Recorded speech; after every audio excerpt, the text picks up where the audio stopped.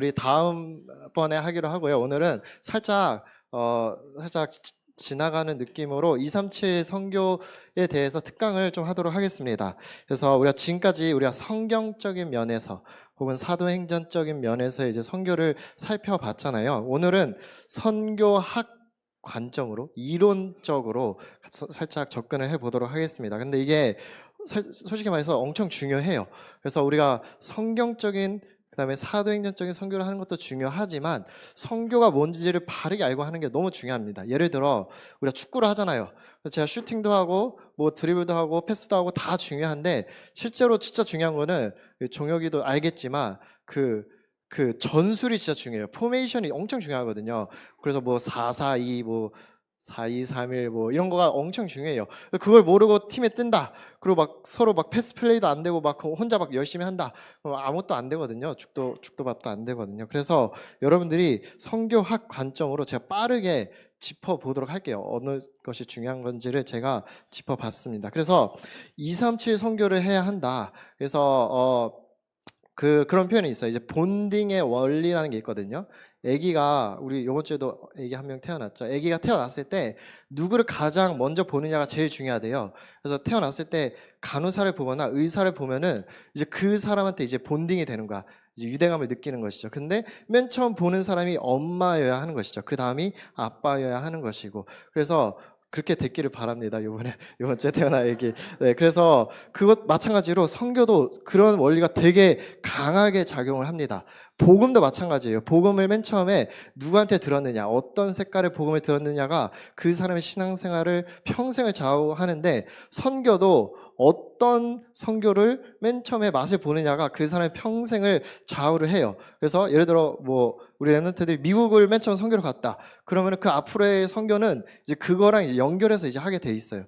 요번에 스리랑카 간 랩런트들도 그 스리랑카 선교를 이제 기점으로 하여서 그 다음 선교들을 이제 보게 되어 있거든요. 그래서 우리 안디옥 교회만큼은 237 선교 그거를 맨 처음에 나의 선교로 붙잡고 이제 앞으로 이제 선교를 이어 나갔으면 좋겠습니다. 그래서 선교학 관점으로 선교를 풀어보자면 선교는 문화권으로 분류를 할 수가 있어요. 여러분들이 많이 들어봤을 거예요. 이제 전도는 이제 같은 문화권에 있는 사람을 전도하는 거고 선교는 타 문화권을 이제 전도를 하는 거다. 그래서 조금 더 세분화하자면은 4단계가 있습니다. E0가 있고요. 그다음에 E1이 있고 E2가 있고 E3가 있어요.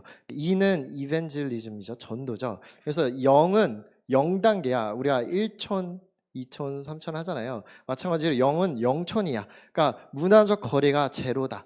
그러니까 우리 같은 교회, 지금 우리 안디옥 교회가 이 제로다라고 보시면 되겠습니다. 그리고 이원은 동일 문화권이에요. 동일 문화권. 문화권이 동일한 거야. 그렇지만 같은 교회는 아는 것이죠. 그러니까 우리 국내에 뭐 수원이나 우리가 매일 기도하고 있는 뭐 수원, 판교, 광교 그 되게 많죠. 그 지역들이 여기에 이원에 이제 포함을 한다.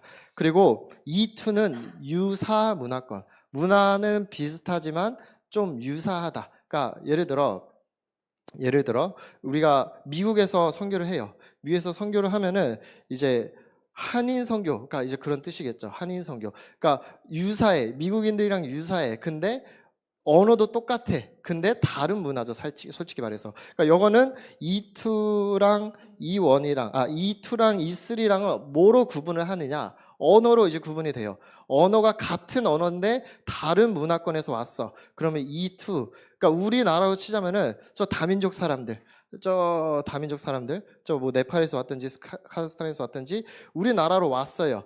근데 문화는 달라. 근데 언어는 같아. 한국말을 배우니까. 그러면은 이제 E2겠죠. 그리고 나서 E3는 완전 타 문화의 다른 언어를 쓰는 민족이다. 그러니까 완전히 해외, 우리가 흔히 생각하고 있는 선교죠. 그러니까 E2는 국내 선교고 E3는 국외 선교다라고 여러분들이 알고 계시면 되겠습니다. 그래서 이거를 성경에서 보면은 E0는 이제 예루살렘 에 속하겠죠. 온 유대와 사마리아 땅 끝까지 할 때 예루살렘이죠. 그 다음에 이 원은 유대입니다. 전 나라, 전 유대. 그 다음에 이 투는 사마리아죠. 그러니까 문화는 완전 달라요. 당시에 유대랑 사마리아랑 서로 교통이 없어. 근데 언어는 똑같죠. 그렇기 때문에 사마리아 그리고 이스리는 이제 마게도냐, 로마 땅끝에 이제 속하게 되겠습니다. 우리 교회로 치자면은 이 원은 안디옥 우리 교회이죠. 그리고 E2는 이제 아까 말한 판교, 오산 이 지역들이야. 우리가 망대를 이제 하나하나씩 세워가는 것이죠. 그래서 이 망대가 너무 중요합니다. 그리고 E2는 다민족이에요. 그렇기 때문에 목사님이 이제 내년도에는 이제 다민족만 24일 사람을 세우겠다라고 하셨죠. 그거는 E2를 이제 겨냥을 하고 말씀을 하신 것이죠. 그리고 나서 E3는 이제 우리가 237을 향해서 나아가고 있는 것이다. 그리고 나서 이제 선교를 전략적으로 이제 분류를 하겠습니다. 아닙니다. 그 전에 네. 그래서 이걸로 보자면은 이제 예루살렘 이 제로죠. 그다음에 이쪽 핑크색 보이죠? 이제 유대 사마리아 이 원입니다. 이제 같은 문화권, 같은 언어. 그리고 이제 안디옥으로 넘어가서 바울이 갈라디아를 해요. 여기를 이투죠. 그리고 나서는 이제 E3까지 이제 넓어지는 것을 우리가 볼 수가 있습니다. 그래서 우리 교회도 이거를 다 잘해야 돼요. 예루살렘 교회는 뭐가 문제였느냐? 이 제로랑 이 원에 머물러 있었어요. 그러니까 자기 민족, 그다음에 자기 혈통, 유대인들, 선민사상 그거에 머물러 있었죠. 그러니까 타 문화권이랑 그다음에 해외에 있는 사람들, 이방인들이라고 그들을 경멸하면서 그들을 쳐다보지도 않았어. 사마리아에 있는 사람들조차까지도 이스라엘 백성들은 무시했죠. 그들하고 상종을 하면 안 돼. 그들하고 만나도 안 돼. 같이 밥을 먹어서도 안 돼. 같은 곳에 있어서도 안 될 정도로 그들은 이방인을 멀리 했어요. 그렇기 때문에 이 제로, 이 원만 따라갔죠. 그렇기 때문에 E2, E3를 무시했기 때문에 촛대가 안디옥 교회로 넘어가서 안디옥 교회는 뭐죠? 전방위로 이제 선교를 하기 시작하였습니다. 우리 교회도 마찬가지로 하나도 놓치면 안 되겠죠. 제로부터 3까지 전부 다 우리가 응답을 받는 그런 안디옥 교회가 됐으면 좋겠습니다. 그리고 전략적으로도 분류를 할게요. 우리가 이제 포메이션, 축구 포메이션을 짜는 거야. 그래서 전략이 무슨 포메이션이 있느냐? 첫 번째로는 추수의 전략이 있습니다. 추수의 전략은 무엇이냐? 이런 식으로 한 곳에 집중해서 추수를 하는 거예요. 그러니까 황금어장을 하나를 딱 정해놓고 거기 집중해서 이제 가는 것을 보고 추수 전략이다라고 합니다. 그래서 우리가 예전에 목사님이 이제 중국을 주구장창 가셨죠. 막 수십 번, 100번 이렇게 막 가셨죠. 그것이 추수 전략이다. 그리고 나서 그 다음 전략은 무엇이냐? 전방위 전략이다. 뭔지 알겠죠? 이거는 전방위로 선교를 하는 거예요. 아무데나 다 빈 곳이 있으면 다 가는 거죠. 빈 곳도 가고 강대국도 가고 그냥 평범한 곳도 가고 모든 곳을 다 가는 것을 보고 전방이다라는 것을 여러분 알았으면 좋겠습니다. 그리고 나서 이거는 없는 거예요. 다락방 외에는 전혀 없는. 그러니까 기존 교회에서는 추수 전방이 이 전략만 있습니다. 근데 류목사님이 최초로 이제 강대국 전략을 펼쳤어요. 이것이 나중에 보니까 사도행전적인 선교 전략이었던 것이죠. 그러니까 강대국 전략은 무엇이냐? 이런 식으로 강대국을 먼저 집중 공략을 하는 것이죠. 그러고 나서 강대국을 통하여서 그 지역에 영향을 주는, 그 지역으로 퍼져나가는 전략입니다.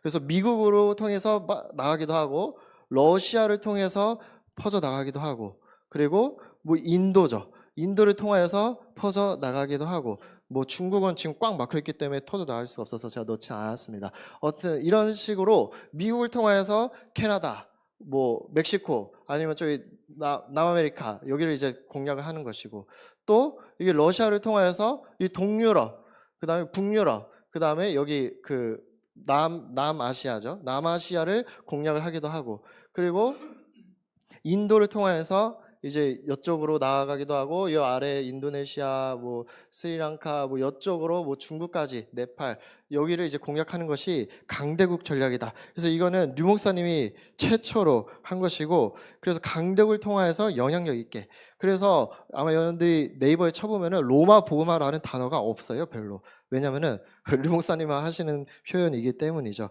그러니까 류 목사님은 강대국을 중점으로 보고 계신다. 우리도 이러한 이제 선교를 해야겠죠. 그러니까 우리가 지금까지는, 우리가 예전에는 목사님이 추수, 그러니까 오로지 중국 아니면 미국을 이제 집중해서 했어요. 그러다가 이제 우리가 전환점을 맞이하였죠. 전환점을 맞이해가지고 살짝 전방위 느낌의 선교를 했어요. 그래서 우리가 동유럽도 가고, 좀 미국도 가고, 좀 이스라엘, 뭐 스리랑카, 뭐 전 나라를 다 돌아다녔죠. 그러다가 요즘에 이르러서는 살짝 우리가 강대국으로 좁혀지고 있습니다. 그래서 우리가 인도를 통하여서 지금 스리랑카, 네팔, 인도네시아, 인도 이 두 개국가 있죠.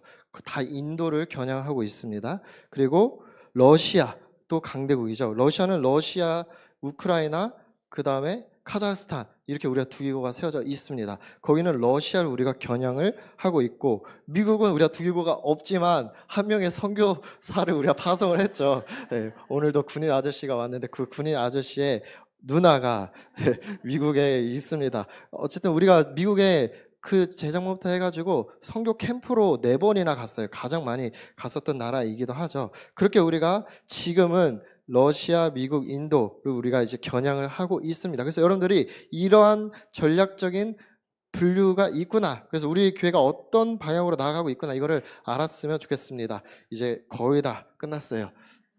그래서 궁극적으로는 러시아, 미국, 인도, 여기가 어디로 향해야 하느냐, 여기 중간에 별이 있죠. 이스라엘로 향하는 것이죠. 그래서 바울도 왜 계속 로마로 가려고 했느냐, 로마는 그 당시에 모든 길이 로마로 통한다라고 나와 있을 정도로 모든 곳이랑 연결이 되어 있었어요. 특히 땅끝하고 연결이 되어 있었죠. 그래서 바울이 로마로 갔다가 이제 서마나로 가기 위하여서, 스페인으로 가기 위하여서 로마를 공략하였죠. 우리도 강대국을 왜 공략을 하느냐, 여기 이스라엘로 향하기 위하여서 우리가 이제 공략을 하는 것이죠. 그래서 여기 양쪽에서 사방에서 우리가 하나님의 나라의 영토를 확장하는 거야. 그래서 사단이 거기에서 지금 가장 발악을 하고 있죠. 이 나라 가운데에서 인도 사단이 완전히 장악했죠. 미국 전쟁으로 완전히 물들였죠. 러시아도 완전히 전쟁하고 있죠. 오랫동안.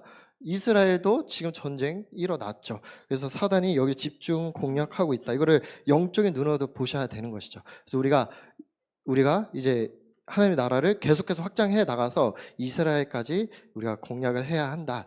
이걸 알았으면 좋겠습니다. 그래서 바울이 1차 선교 여행 때는 살짝 추수 전략을 펼쳤어요. 그래서 이 지역 구브로를 완전 집중 공략을 하고 여기만 이제 집중을 공략을 하였죠. 그러다가 2차 선교 여행, 3차 선교 여행 때는 이제 전방위로 이게 완전 이제 흩어지기 시작합니다. 그래서 모든 지역을 이제 다 섭렵하기 시작해요. 이제 그러다가 이제 우리가 다음번에 살펴볼 로마 복음화, 그때는 이제 강대국 전략을 이제 쓰기 시작하죠. 그래서 로마로 향해서 여기에서 로마에서 이제 이게 사방으로 이제 복음화를 하는 그런 응답을 받게 됩니다. 그래서 이거를 다음번에 살펴보도록 하겠고, 이제 마지막입니다. 빨리 끝나죠. 선교의 형태가 무엇이냐? 선교의 형태가 있습니다. 첫 번째로는 벌써 두 번째네. 네, 교회 개척을 하는 게 있어요. 그러니까 선교지에서 교회가 가장 중요합니다. 그래서 교회를 세우는 것이다. 그래서 선교의 꽃은 교회다라고 말이 있어요. 그러니까 교회가 너무 부족해요. 그렇기 때문에 곳곳에 교회를 세우는 선교의 형태가 있고요. 이것이 바울의 1차 전도 여행을 여러분들이 생각하시면 되겠습니다. 가는 곳마다 이제 교회를 세웠어요. 2차 전도 여행 때도 마찬가지고, 두 번째로는 프로젝트, 그러니까 NGO, 교회, NGO, 뭐 병원, 학교 이런 것들을 이제 세우는 프로젝트를 하는 이제 선교의 형태가 있다. 그래서 우리나라에 맨 처음에 미국인들이 올 때 물론 이제 교회도 개척하고 하셨지만 프로젝트 선교를 많이 하셨어요. 그래서 엄청 유명한 학교들과 병원들과 이런 것들을 그때 다 세웠죠. 그래서 그런 것들 때문에 지금 우리나라가 이렇게까지 발전할 수 있었다라고도 이제 보는 그런 의견이 많습니다. 아무튼 이러한 프로젝트를 하면서 선교를 하는 것도 있고요. 마지막으로는 이제 망대, 이거는 이제 다락방적인 것이죠. 망대를 세우는 것이다. 그래서 여기에서는 제자 훈련 시스템이에요.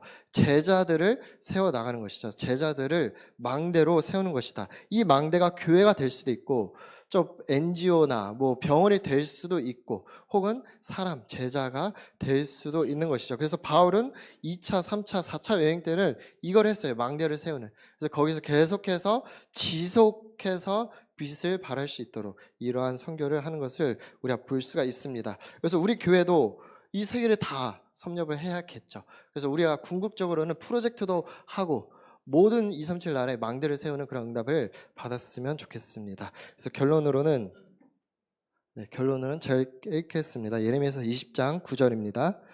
예레미야의 이제 고백이겠죠.